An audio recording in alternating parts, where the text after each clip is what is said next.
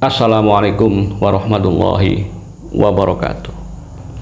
Indonesia ini sangat kaya raya dan dunia butuh SDM, butuh SDA, butuh energi, butuh tambang dan sebagainya. Oleh karena itu Indonesia harus segera bubar. Lalu bagaimanakah cara paling cepat untuk membubarkan Indonesia tanpa menggunakan agresi militer? Yang pertama adalah menghancurkan pesantren, dan yang kedua adalah menghancurkan Nahdlatul Ulama. Ini bukan klaim sepihak, ini sudah berdasarkan analisis. Lalu bagaimanakah cara agen-agen luar ini, agen-agen asing ini untuk menghancurkan pesantren? Yang pertama, framing negatif, dengan salah satunya adalah pesantren. Yang pertama, pesantren adalah tempat kejahatan asusila. Memang saya akui ada beberapa insiden yang melibatkan pengasuh pesantren dalam tanda kutip yang melakukan tindakan asusila kepada para santri. Akan tetapi kalau kita lihat secara adil, sebenarnya di budaya apapun, agama apapun, dan di komunitas apapun, yang namanya pelanggaran asusila ini sangat sering terjadi. Bukan hanya di pesantren, bukan hanya dalam Islam, di agama-agama lain pun, di komunitas lain pun sebenarnya sering kali terjadi tindakan asusila. Karena salah satu penyakit manusia yang waras memang godaan nafsu, terutama nafsu birahi. Oleh karena itu pelanggaran asusila ini bisa saja terjadi di komunitas apapun, agama apapun, bukan hanya dalam Islam. Kalau tidak percaya, bisa Anda tonton di channel YouTube Artokels Tambunan. Di sana banyak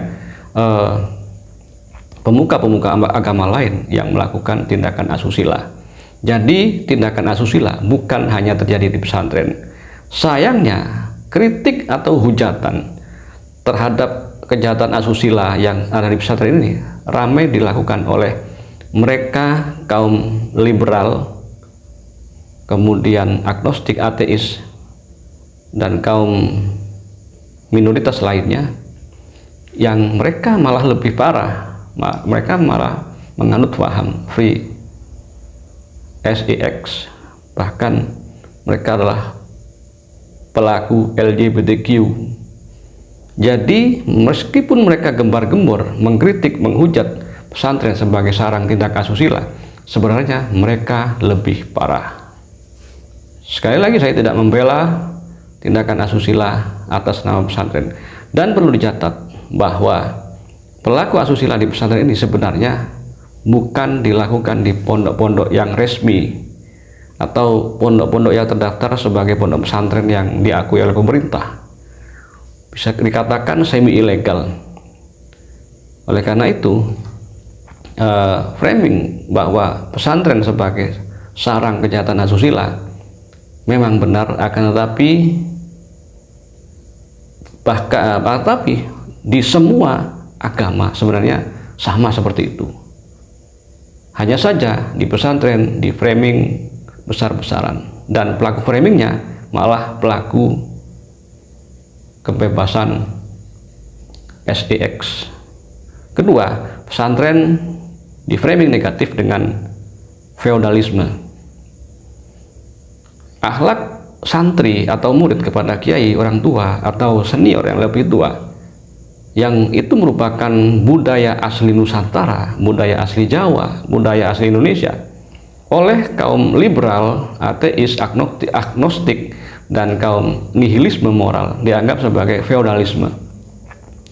Mereka lupa bahwa tata krama berjalan membungkuk di hadapan orang yang lebih tua, atau menjalankan perintah bapak atau ibu atau guru, merupakan watak asli bangsa timur, terutama bangsa Nusantara. Nah, secara tidak langsung, dengan mereka menggambar-gemborkan bahwa pesantren sebagai pelestari feodalisme, sebenarnya mereka ini telah menghapus budaya Nusantara, dan pelakunya adalah kaum nihilisme moral, atau mereka yang anti terhadap nilai-nilai, anti terhadap tata krama. Jadi jangan kaget kalau pesantren selama ini difitnah sebagai pelestari feodalisme, sebenarnya pelakunya adalah mereka yang sama sekali tidak mau tunduk terhadap aturan apapun. Kemudian pesantren di framing negatif dengan sebagai lembaga pendidikan yang anti kemajuan. Benarkah? Mungkin kita tahu bahwa banyak pesantren modern yang di sana selain mengajarkan kitab-kitab kuning, literasi Arab, juga diajarkan ilmu-ilmu sains. Bahkan mungkin mereka pura-pura tidak tahu bahwa di pesantren juga sudah beberapa tahun yang lalu, puluhan tahun yang lalu, diadakan pendidikan formal mulai tingkat SD, bahkan mulai tingkat PAUD sampai tingkat SMA, di mana dalam istilah pesantrennya ada tingkatan Raudatul Atfal atau TK, kemudian tingkatan Madrasah Ibtidaiyah atau tingkatan SD, dan Madrasah Sanawiyah atau tingkatan SMP, dan Madrasah Aliyah tingkatan SMA. Dan mereka diajari bukan hanya kitab kuning, tetapi juga sains, matematika, fisika. Nah, kita balikkan, benarkah pengkritik pesantren sebagai pelestari, penghambat kemajuan ini merupakan orang-orang yang sudah modern dalam bidang sains? Mungkin iya, tapi hanya sebatas teori. Kaum liberalisme agnostik yang mengaku dirinya sebagai mereka yang berpendidikan, kemudian sangat memuja-muja data, katanya sangat memuja-muja teori ilmiah, sampai saat ini masih belum bisa berbuat apa-apa selain berteori. Sedangkan pesantren sudah beratus tahun memberikan sumbangsihnya kepada masyarakat, kepada peradaban, kepada bangsa Indonesia. Kemudian pesantren juga di framing negatif sebagai lembaga yang doktrinal. Artinya seakan-akan para santri ini didoktrin untuk nurut kepada kiai, kepada guru, kepada orang tua, tanpa diberi kesempatan untuk berpikir. Benarkah seperti itu? Dalam teori pendidikan, bahwa memang pada tahap tertentu seorang anak memang ada tahap doktrinal, khususnya di pendidikan dasar. Dan jika kita balik, apakah para penuduh yang mengatakan bahwa pesantren sebagai lembaga doktrinal ini juga tidak menjadi korban doktrin? Ternyata mereka sama. Kaum liberal, agnostik, dan ateis ini sebenarnya juga korban doktrin dari pendahulu mereka. Mereka tidak menemukan paham itu sendiri. Mereka membaca buku-buku kaum agnostik, liberal, ateis. Jadi mereka sendiri sebenarnya korban doktrin, dan mereka sendiri sebenarnya hanya mengandalkan literasi dari barat yang biasanya hanya mendewa-dewakan data tanpa menyertakan teori-teori yang berdasarkan misalnya moral, ketuhanan, atau hal-hal yang berbau spiritual lainnya. Kemudian apa yang dilakukan oleh mereka untuk menghancurkan Nahdlatul Ulama? Banyak sekali ya. Mereka memframing Nahdlatul Ulama salah satunya sebagai yang pertama, Nahdlatul Ulama adalah organisasi Islam yang liberal. Benarkah liberal? Kalau liberal mungkin bukan, tapi NU ini merupakan organisasi masyarakat yang universal. Artinya apa? Mereka, orang-orang NU ini, mengamalkan apa yang diajarkan oleh Rasulullah, bahwa Islam ini universal, bisa diterima di benua manapun, di peradaban manapun, dan bisa diterima kapanpun. Oleh karena itu, ajaran-ajaran keagamaan di Nahdlatul Ulama selalu membumi dengan masyarakat dan tempat mereka berada. Kedua, untuk menghancurkan NU disisipkan orang-orang liberal dan orang-orang yang sebenarnya bukan orang NU. Akhirnya mereka speak up dengan pernyataan-pernyataan yang tidak sesuai dengan ajaran-ajaran NU, sehingga seakan-akan NU ini merupakan sarang orang-orang liberal, orang-orang yang tidak agamis. Dan kita tahu para netizen yang sok tahu, para netizen yang FOMO atau ikut-ikutan, selalu menyerang Nahdlatul Ulama dengan serangan-serangan framing yang sangat kejam, seakan-akan Nahdlatul Ulama ini merupakan organisasi keagamaan yang paling berdosa di Indonesia, bahkan di dunia. Apapun yang menyangkut NU selalu dianggap najis, misalnya sholawatan.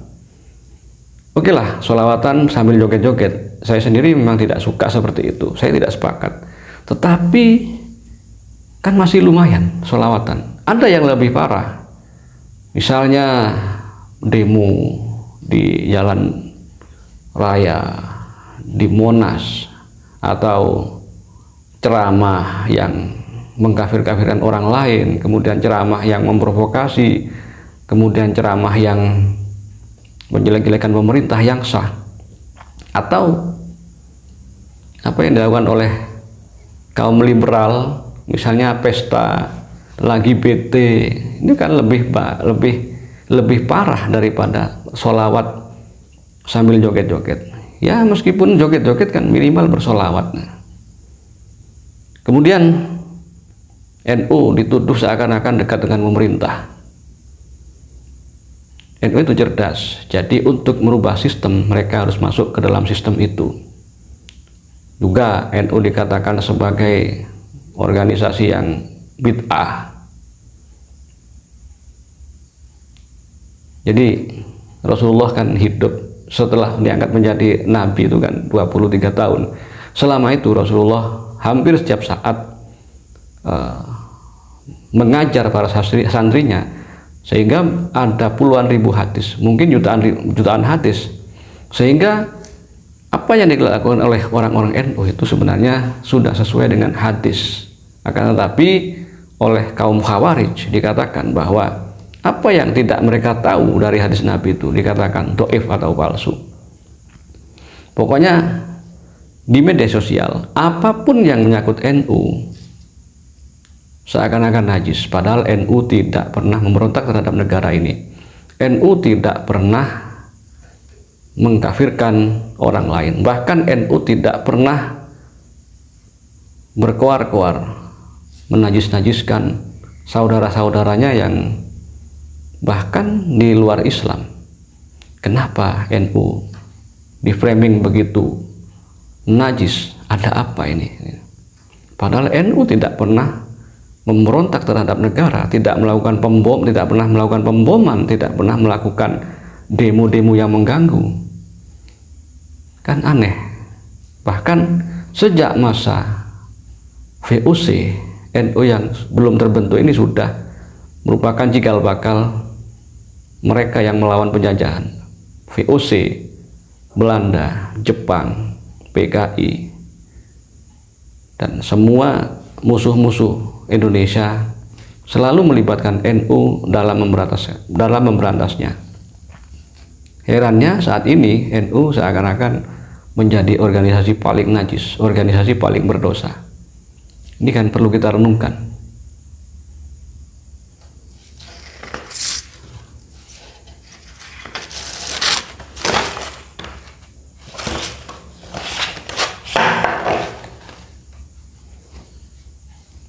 Mungkin demikian diskusi kita kali ini. Jadi apa yang dikatakan oleh mereka yang merupakan pion-pion dari asing untuk menghancurkan Indonesia ini sudah terlihat jelas bahwa mereka menyerang pesantren dan NU, karena apabila dua lembaga ini runtuh maka Indonesia akan mudah dikuasai, bahkan tanpa menginvasi. Oleh karena itu kita sebagai masyarakat harus cerdas, harus tetap waspada terhadap framing-framing yang seakan-akan membenci pesantren, membenci Nahdlatul Ulama. Karena pada faktanya mereka yang menghujat pesantren dan Nahdlatul Ulama ini belum nampak sumbangsihnya terhadap negara. baik kaum khilafah, kaum khawarij yang suka membid'ah-bid'ahkan orang itu, apalagi kaum ateis, kaum agnostik, hingga kini belum ada sumbangsihnya yang secara nyata terhadap bangsa Indonesia. Demikian mungkin diskusi kita kali ini. Saya yakin akan banyak kaum agnostik, anak-anak ateis, kaum liberal, kaum radikal, kanan kiri akan banyak yang marah terhadap video ini.